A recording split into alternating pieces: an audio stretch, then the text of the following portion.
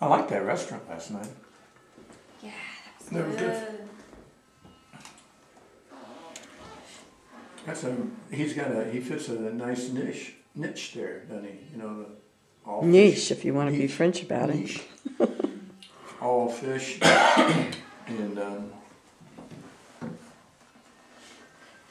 if you go to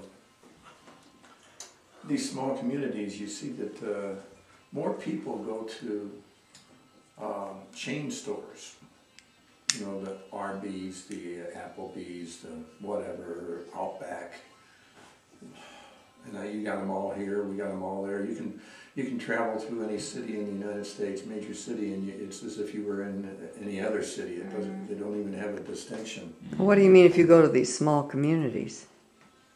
Well, I mean, I meant to say that in every one of those small communities, though, you have these restaurants that are owned by someone, right, an okay. individual rather than a chain. And I think the food, for the most part, is much better than it is. It's the one nice thing, I suppose, if you go to McDonald's, is you know what a cheeseburger is going to taste like. Yeah. You know, I mean, I think Applebee's has decent stuff. It's usually louder than I want in there, but they've got some. They pack you in too much too. You know, it's right.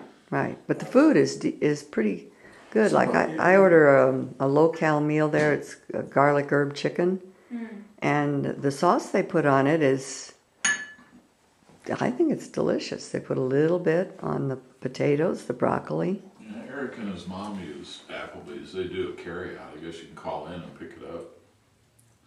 And they do that from time to time. Yeah. Mm-hmm. That might be the way to go. I've never done their carry-out. I never have either, but They actually do a pretty brisk carry-out business. But I'd much rather go to Pueblo Nuevo, for instance, than, let's say, go to a chain Mexican restaurant. Like you said, you're not as packed in, and it's quieter. And I think the quality of the food is better. Is that where we went when we came up there? Yeah. Pueblo Nuevo? Yeah, right. You and Steve? Yeah. Mm-hmm. Yeah, that was good. The Maulers just like and it's that cheap. place. Mm-hmm. And they never go in, and they never have liked it. I think you have more Mexicans here too, don't you? More Hispanics, anyway. more than one. We do. Yeah, Oh, yeah. Pretty healthy population. Yeah, we don't have that. I imagine it's becoming that way. A few years ago, when we had this tremendous hailstorm in St. Louis, and my gosh, in North County, everybody in North County practically got a new roof. And Everybody in our subdivision, literally, except us. Except us. Yeah, what? A new roof. Insurance companies, and Nate not only got a new roof, he got new siding and new windows, and he had a special deal. He knew a guy that did it. So Nate got something like $20,000 from the insurance company, and he only had to pay about $10,000, to get this guy to do all of that work. Wow, so, So money on the deal. yeah, a lot of people made money on the deal. Well, and Randy got a new roof. It cost him $13,000. And he wasn't going to do anything about it until I kept pestering him. Randy, get somebody to look at that roof.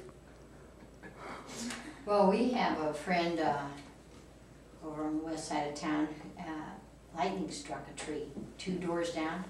She's getting new siding and new windows because of that. And I mean, there was a car sitting there that just shattered all of the windows around the car. I mean, it was spectacular to see. Well, the point of it, And people, it sounded like, because Andrea lives near there, she said, yeah, it sounded like a bomb went off somewhere. Yeah. Because it's so loud and so close. Well, the point I was making, though, is that, we saw so many Mexicans in the area as you did then, because they were all up on roofs. I mean, they were all Mexicans.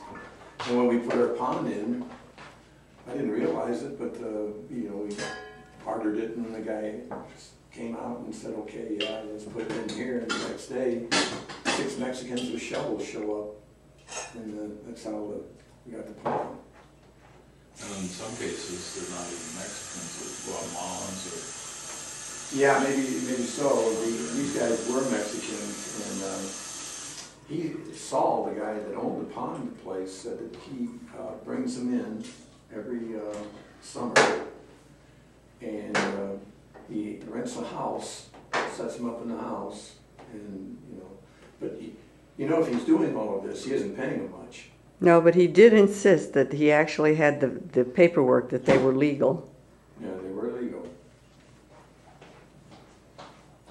But we know a guy here that's got a landscaping and sprinkler business, and he has one main guy who's worked for him for several years, but they always have extra help during the summer.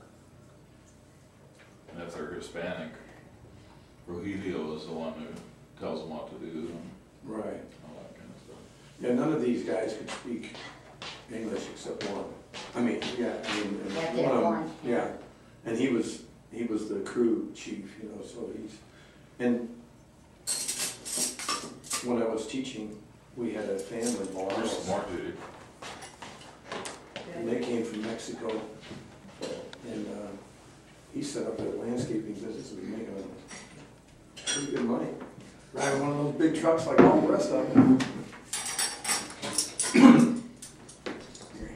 Here, Getting money from the gringos. are you putting that in here? Oh, we got the ladies stretching out here doing their Pilates or whatever. What was that you said yesterday about Pilates,